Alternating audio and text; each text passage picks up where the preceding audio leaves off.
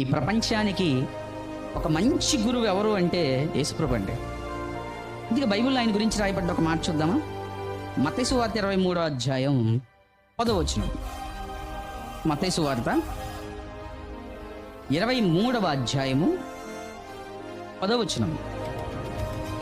మత్తయి సువార్త 23వ అధ్యాయం 10వ వచనం.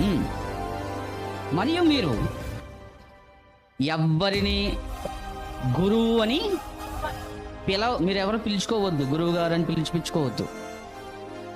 అన్నిటినీ నేర్పగలిగిన వాడు క్రీస్తు ఒక్కడే గురువు.